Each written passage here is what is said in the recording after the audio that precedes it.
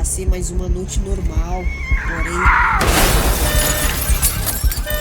nesse dia algo aconteceu. Os meus pais morreram e eu fiquei atordoado, só pensava nela, na minha irmãzinha Noa. Sentados ali, virei para ela e falei: acabou. Meu nome é Sérgio e hoje irei contar a minha história. 6 anos se passaram e eu nem estava esperando que a minha liberdade condicional iria vir.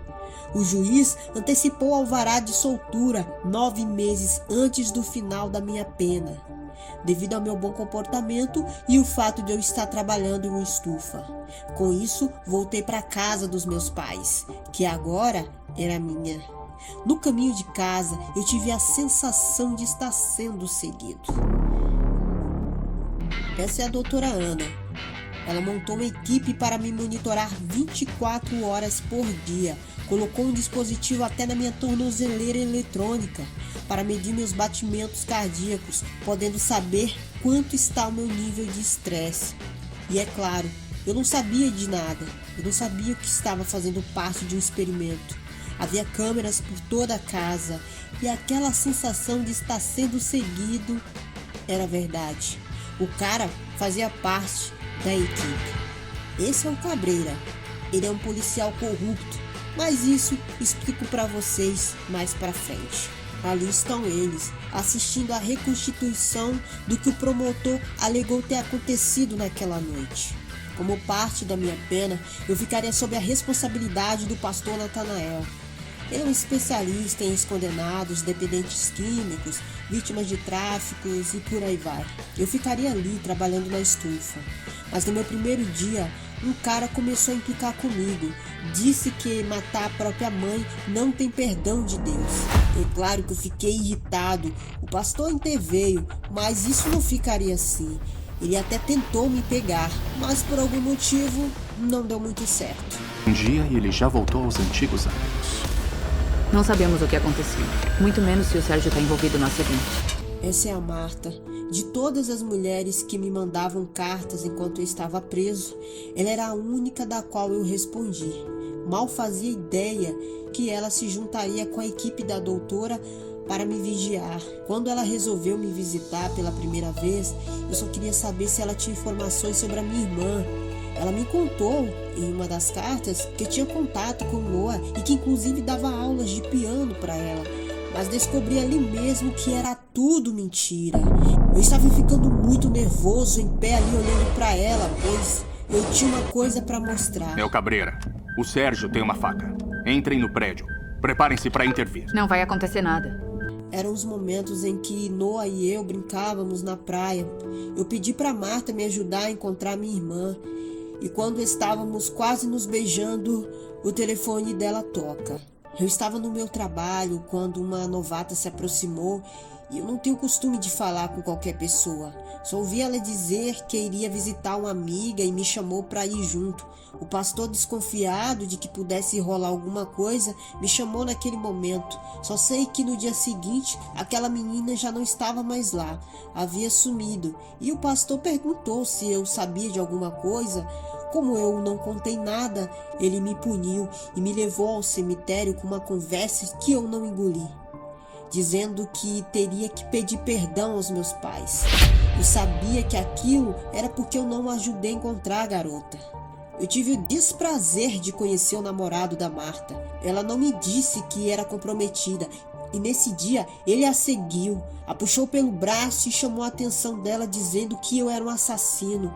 Marta fingiu que nem me conhecia. Tudo bem, eu fui ter um encontro com esse cara. Ele é corretor. Eu fingi que era um cliente interessado em ver um apartamento e marquei com ele para dar uma olhada. O que ele não sabia é que quem ele iria encontrar seria eu. Ele ficou apavorado quando me viu. Eu comecei a fazer um terror psicológico. A cada canto que ele mostrava, eu baixava as cortinas. E quando ficou tudo escuro,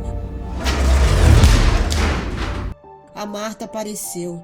Eu não podia deixar escapar a oportunidade de humilhar aquele babaca.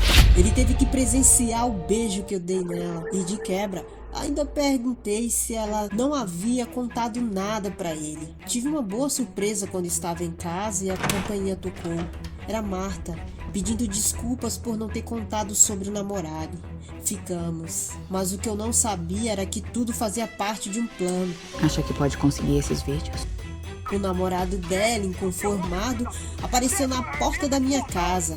Desci lá para confrontá-lo, porém, era uma armadilha. O covarde chamou os amiguinhos para me bater. Enquanto eu apanhava, a Marta estava lá, seguindo um plano de pegar os vídeos do celular da minha irmã e mandar para Ana. E não parou por aí. O namorado de Marta, aquele covarde, ainda foi na delegacia prestar queixa, alegando que eu teria agredido ele e os amiguinhos. E é claro que a polícia não quis nem ouvir o meu lado. E aí eu voltei para a prisão. Ele foi além. O Nico armou para Marta. Ele chegou até a mãe dela, que não sabia do nosso envolvimento, e deu uma de que estava preocupado e que era para ela conversar com a filha, que eu sou muito perigoso, blá blá blá. Quem ele pensa que é? Ele mesmo já traiu a Marta com a sua própria amiga, mas agora fica se fazendo de santo. Acontece que, como eu estava sendo monitorado 24 horas por dia, o vídeo mostrando que eu fui agredido covardemente foi parar nas mãos do pastor.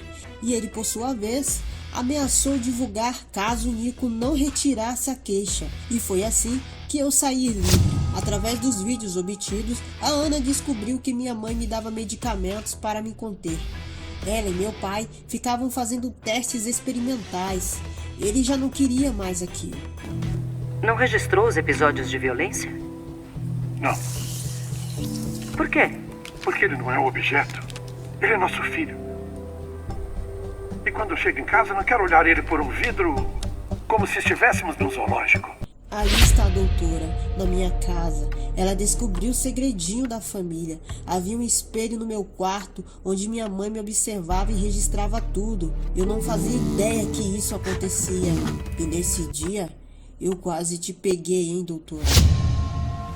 Eu já estava desconfiado daquele pastor, mas nesse dia queria que eu desse uma coletiva falando que era perseguido, que não me deixava em paz. Ainda usou o fato de eu querer encontrar a minha irmã para tentar me convencer, alegando que eu tinha que contar a minha história e de como Deus me transformou, enfim. Ele pensa que eu sou otário. Tudo isso era para trazer dinheiro para ele. Eu perdi a paciência e quase faço uma besteira. Nico e Marta já estavam se acertando.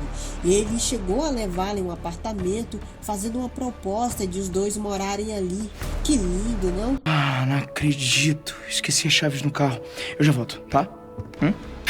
Pena que um descuido fez ele sair dali por um instante e deixar o celular. E ela, quando pegou, viu as mensagens. Descobriu que o seu namoradinho fez um vídeo íntimo deles, dando a entender de que ela estava comigo, e acabou espalhando isso para todo mundo. O conto de fadas acabou ali. Por quê? A doutora conhecia minha irmã. Depois que eu fui preso, minha tia fez questão de se livrar dela. Ela havia sido adotada pelos meus pais, e quando eu fui preso, ela foi colocada para adoção novamente, e quem a adotou foi a Ana e seu marido.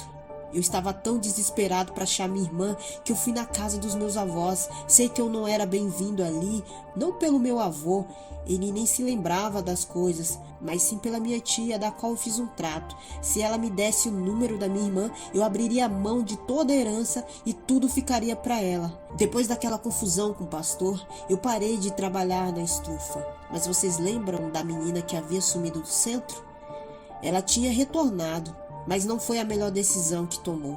Aquele pastor asqueroso a levou a se prostituir para o verdadeiro responsável pelos serviços sociais. Ele fez chantagem emocional, dizendo que se ela cedesse, a sua ficha criminal seria limpa. Sob coação, ela foi. O casamento da doutora estava em crise. A Ana passava tempo demais trabalhando. Quando finalmente ela foi em uma reunião da escola de Noah, ela desconfiou que seu marido estava tendo um caso com a professora. E no dia da apresentação da minha irmã, o marido revelou que sabia das cartas que ela me mandava quando estava preso. se fazendo-se passar por uma fã. Aí ele pediu o divórcio. Eu já tinha o número da minha irmã e mandei mensagem para ela. A única coisa que eu queria era fugir e levá-la comigo. Fui na estufa tentar tirar a tornozeleira eletrônica, mas o pastor apareceu completamente embriagado. A menina da qual ele usou pegou uma ferramenta e o golpeou nas costas. Eu ia acabar com ele, mas a sua esposa chegou na hora e me disse para fugir dali. Eu saí e elas terminaram o serviço. Cheguei em casa, eu queria arrumar as coisas para meter o pé. A campainha tocou. Finalmente eu iria ver a minha irmã.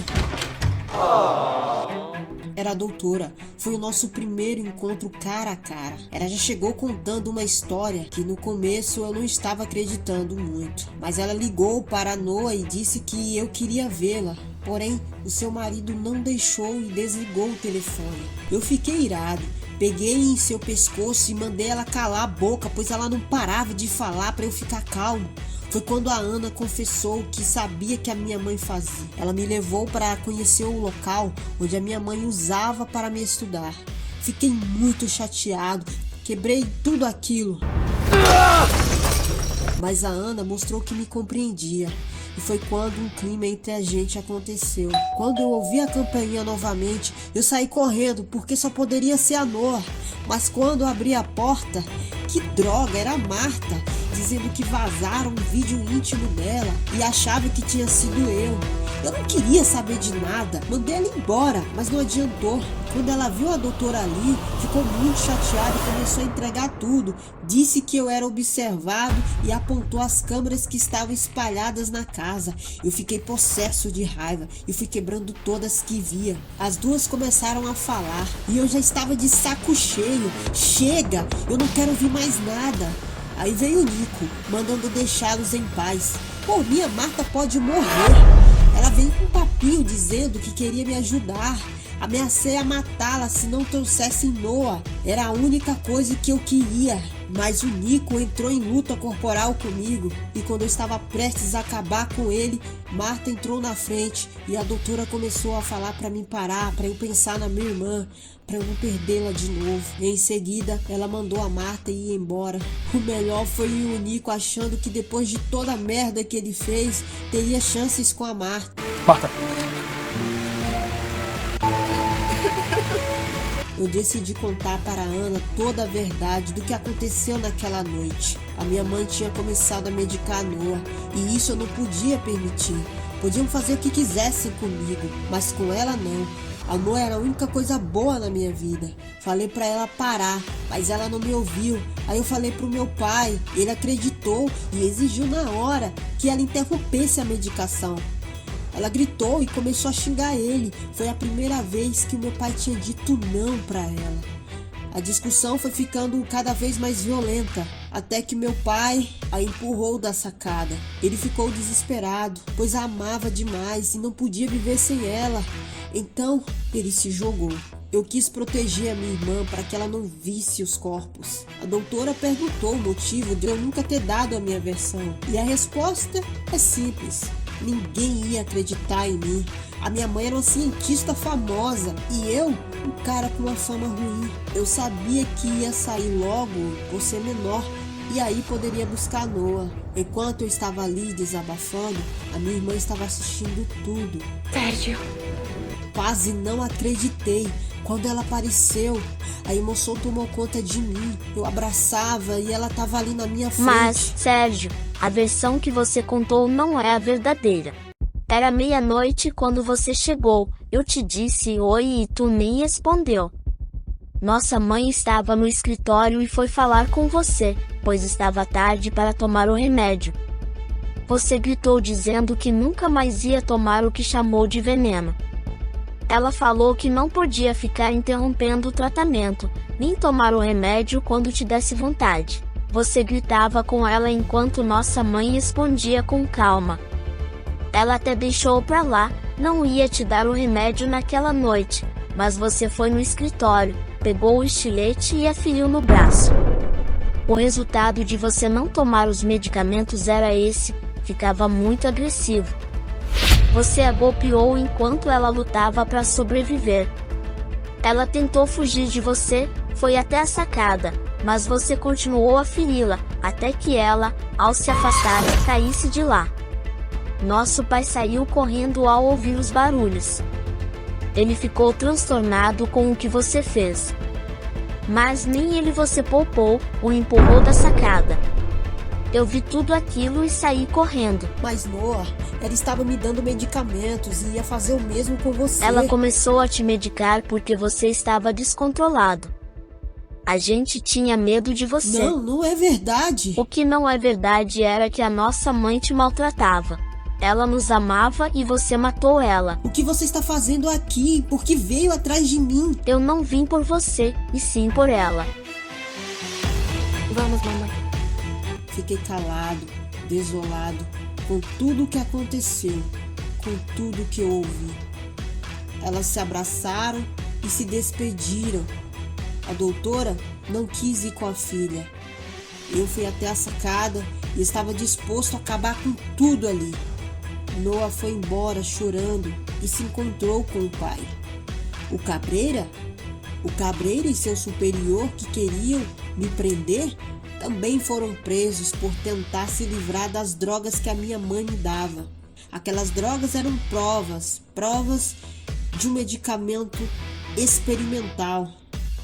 Sérgio, não. Por favor. Eu estendi a minha mão para Ana acompanhar-me até a sacada, mas alguém pulou. E esse alguém não está comigo.